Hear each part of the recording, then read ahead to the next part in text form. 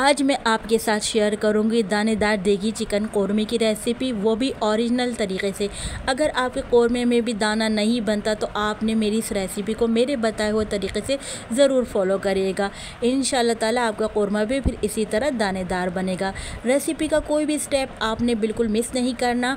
आप लोगों को रेसिपी पसंद आए तो मुझे कॉमेंट्स में माशाल्लाह ज़रूर लिख कर भेजिएगा। चैनल पर नए हैं तो दिल्ली के जायके को सब्सक्राइब कर लीजिए, बेल के बटन को ज़रूर प्रेस कीजिएगा, क्योंकि इससे मेरी हर नई आने वाली रेसिपी आपको फौरी देखने को मिलेगी। रेसिपी अच्छी लगे तो प्लीज़ अपने फ्रेंड एंड फैमिली में ज़रूर शेयर किया करें और रेसिपी को लाइक ज़रूर अभी हाथ के हाथ कर दीजिए।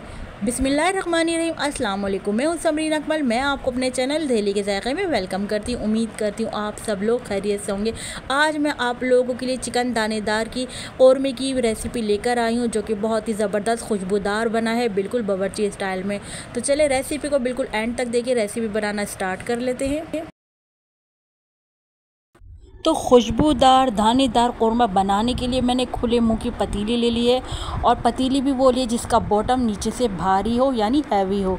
तो अब यहाँ सबसे पहले हमने प्याज ले लिए। प्याज हमने 250 ग्राम लिए, जिसको हमने बारीक स्लाइस करके शामिल कर दिया है। अब हमने बारीक स्लाइस प्याज की क्यों किए, वो इसलिए किए ताकि हमारी प्याज जो है जल्दी से फ्राई हो जाए। अच्छा, प्याज को कितना कलर देना है हमने, तो यहाँ पर प्याज को हमने गोल्डन सुनहरा कलर देना है। अगर आपका प्याज का कलर यहाँ पे डार्क हो जाए तो समझे फिर आपके कौरमे का कलर भी डार्क हो जाएगा। तो यहाँ पर बिल्कुल हमने केयरफुल होकर हमने प्याज पे तवज्जो देनी है और हमने अच्छा सा सुनहरा गोल्डन कलर कर लेना। अब देखिए यहाँ पर हमारी प्याज जो अच्छे से कलर की हो गई है, तो यहाँ मैं फ्लेम जो ऑफ़ कर दूँगी और यहाँ पर मैं प्याज को निकाल लूँगी। तो यहाँ मैंने चूल्हा बंद कर दिया है और अब मैं प्याज को निकाल लूँगी। प्याज को आप निकालने से पहले आपने हर चीज़ की प्रिपरेशन कर लेनी है, यानी वो प्लेट जिसमें आपने प्याज निकालनी है उसके ऊपर आपने टिश्यू पेपर बिछा लीजिएगा और फिर प्याज आपने निकाल लेनी है। लेकिन चूल्हा लाजमी बंद कर दीजिएगा ताकि आप केयरफुल होकर आराम से प्याज निकालें, ताकि आपकी प्याज मज़ीद डार्क कलर पे ना जाए। ये देखिए हमारी प्याज फ्राई हो गई। अपने एक साइड में रख देते हैं प्याज को। अब ये वही पतीली है जिसमें हमने ऑयल को फ्राई किया था। यहाँ पर फ़र्क इतना है कि हमने ऑयल को और पतीली दोनों को ठंडा होने के लिए रख दिया था। जब हमारा ऑयल ठंडा हो गया तो यहाँ पर मैंने दही शामिल कर दिया। अब दही मैंने जो लिया है, यहाँ पर मैंने लिया तकरीबन 200 ग्राम दही लिया है। 1 टेबल स्पून लहसुन अदरक का पेस्ट डाला है। यहाँ पर 1 टेबल स्पून मैंने लाल पिसी मिर्चें ली है। 2 टेबल स्पून पिसा धनिया लिया है। 1 टीस्पून भर के कश्मीरी लाल मिर्च लिए, थोड़ी सी मैंने 1/4 टीस्पून हल्दी लिए, 1 टीस्पून मैंने नमक लिया है। अच्छा, तमाम स्पाइस नमक वगैरह आप अपने टेस्ट के अकॉर्डिंग डाल सकते हैं। यहाँ पर मैंने धनिया पाउडर ज़्यादा लिया है। धनिया जो है कौरमे में ज़्यादा ही जाता है, क्योंकि कौरमे की ग्रेवी तैयार होती ही धनिया की वजह से। जो इसमें दही और तेल होता है, इन तीनों की वजह से ग्रेवी बहुत आला बनती है। अगर आप कम डालेंगे धनिया तो आपकी ग्रेवी इस तरह की नहीं बनेगी। तो अब हमने यहाँ पर खुशबू मसाले शामिल कर दिए हैं। ये जो हमने अपने स्पाइस हैं ये शामिल कर दिए। अच्छा, अब साथ में आपको खुशबू मसाला दिखा, जिसके लिए मैंने 5 से 6 अदद हरी इलायची ली है, 5 से 6 अदद ही मैंने लौंग लिए है। अच्छा, यहाँ मैं आपको बता दूँ, अभी तक यहाँ पर हमारा चूल्हा बंद है, फ्लेम ऑफ है, हमने बिल्कुल भी नहीं खोला।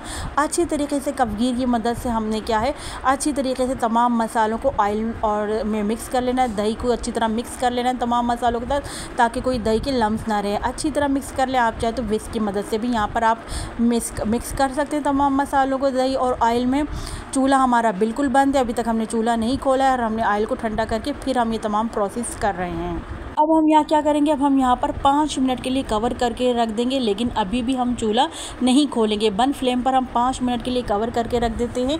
5 मिनट बाद मैं आपको दिखाती हूँ कि ग्रेवी जो हमारी कितनी अच्छी तैयार हुई है। तो ये देखिए 5 मिनट हो गए हैं। मैं यहाँ पर आपको 5 मिनट बाद खोल के दिखा रही हूँ। देखिए माशाल्लाह से आप देख रहे हैं कितनी अच्छी ग्रेवी तैयार हुई है, यानी कितनी अच्छे तरीके से मसाले फूल गए हैं। और अभी भी हमारा चूल्हा बंद है। मैं आपको बार बार बता रही हूँ, जैसे मैं चूल्हा ऑन करूँगी मैं आपको बताऊँगी। तो देखिए यहाँ पर माशाल्लाह से कितना अच्छा हमारा ग्रेवी बनी है, यानी तमाम मसाले फूल गए हैं। अब यहाँ पर हम अपनी चिकन ले लेंगे। चिकन यहाँ पर मैंने आधा किलो ली है। चिकन को डालकर अच्छी तरह इन तमाम मसालों में मिक्स कर लेंगे।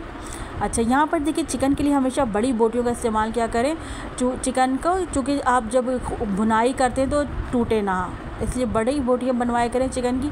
अब आप देखिए यहाँ पर हम चिकन को अच्छी तरह मसालों में मिक्स कर रहे हैं, लेकिन अभी भी हमारा फ्लेम यहाँ पर ऑफ है, बंद है चूल्हा हमारा।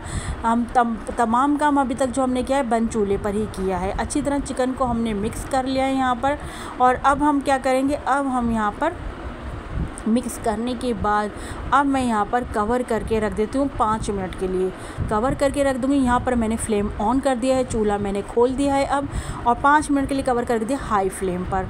5 मिनट बाद देखें ये अच्छी तरीके से इसमें चिकन को हीट मिल गई है। तो यहाँ पर हमने भुनाई करनी है अच्छी तरीके से। हम यहाँ पर चिकन की भुनाई करेंगे। हाई फ्लेम पर हम ये सब काम कर रहे हैं। हाई फ्लेम पर हमने चिकन को अच्छी तरह से भून लेना है। मैंने तकरीबन 5 से 8 मिनट तक यहाँ पर चिकन को अच्छी तरीके से मसालों में भुना है। यहाँ पर जब यहाँ पर चिकन की अच्छी तरीके से भुनाई हो गई तो यहाँ पर मैं थोड़ा सा पानी शामिल कर दूँगी।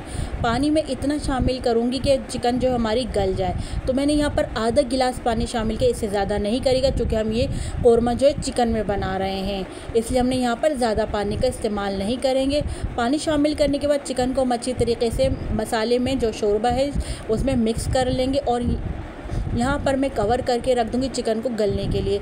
तो तकरीबन 15 मिनट के लिए मैं कवर करके रख दूँगी। मिलते हैं हम आपसे 15 मिनट बाद। तो जब तक हमारी चिकन गल रही है, गोश्त गल रहा है, तो यहाँ पर मैंने कुछ खुशबूदार मसाले ले लिए जिनमें मैंने 1 टेबल स्पून सफ़ेद ज़ीरा ले लिया है, 3 अदद हरी इलायची ले ली है और 8 से 12 अदद मैंने वहाँ पे काले साबुत मिर्चें ले लिए। इनको मैंने इस तरह पीस लिया है, पीस के एक साइड पे रख दिया है। अब यहाँ पर हमारे 15 मिनट हो गए चिकन को गलते हुए। तो यहाँ पर हमने जो फ्राई प्याज की थी वो ले ली और 3 अदद हरी इलायची हमने साबुत शामिल कर दिए।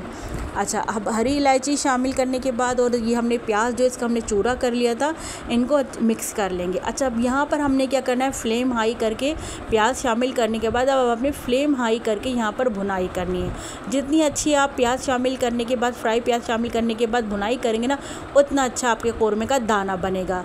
तो यहाँ पर हमने हाई फ्लेम करके भुनाई का स्टार्ट कर दी है।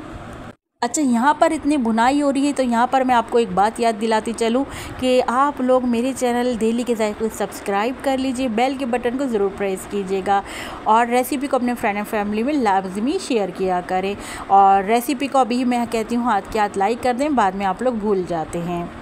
अच्छा, यहाँ पर जो मैंने खुशबूदार मसाले लिए ना, बावर्ची जो है बस वो यही मसाले इस्तेमाल करते हैं, ज़ीरा, हरी इलायची और साबुत मिर्चें। जब इन्हीं मसालों से इतनी अच्छी खुशबू आ जाती है तो फिर क्या ज़रूरत है हमें और मसाले डालने की।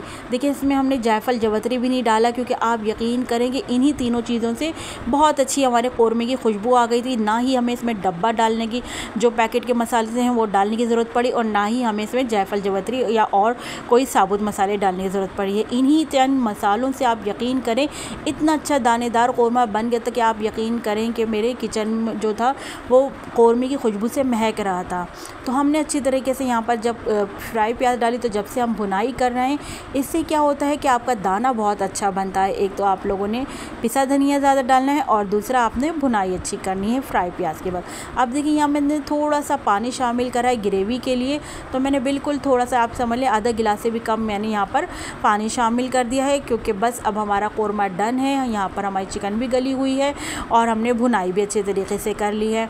अच्छा, अब हम यहाँ पर क्या करेंगे, खुशबू के लिए अगर आपको पसंद हो तो यहाँ पर आपने केवड़ा वाटर शामिल कर देना है। थोड़ा सा फ्यू ड्रॉप्स हमें केवड़ा वाटर शामिल करके 5 मिनट के लिए कवर करके रख देंगे मीडियम टू लो फ्लेम पर, यानी बिल्कुल दम वाली आंच पर हमने कवर करके रख दिया 5 मिनट के लिए। 5 मिनट बाद आप देखिए माशाल्लाह से क्या ज़बरदस्त हमारे कौरमे की कलर आया है, क्या ज़बरदस्त इसकी ग्रेवी बनी है और क्या खुशबू फैली हुई है, इसका तो मैं आपको बता ही नहीं सकती। तो चलें, इस गर्मा गर्म दानेदार चिकन के कौरमे को हम अपनी सर्विंग डिश में निकाल लेते हैं। आप यकीन नहीं करेंगे कि इतना ज़बरदस्त कौरमा बना था, इतना दानेदार ग्रेवी वाला, और खुशबू तो बहुत ही लाजवाब थी। जैसे आप शादी हॉल में जाएं और जब खाना खुल रहा होता है, खुलने से पहले जब सर्व किया जा रहा होता है तो डिशों में, तो आप यकीन करें जैसे हर तरफ खुशबू फैल जाती है ना कौरमे की, बावर्ची की, बिल्कुल वही यहाँ पर शादियों वाली खुशबू जो है हमारे किचन में फैल गई है खुशबू। तो आप लोगों ने ज़रूर मेरी इस रेसिपी को बनाना है और मुझे ज़रूर बताइएगा कि जब आप लोगों ने मेरी रेसिपी से बनाया तो आप लोगों की कैसे बनाई। देखिए चिकन कौरमा, तो देखिए इसको अब आपने सर्व करना है गर्मा गर्म।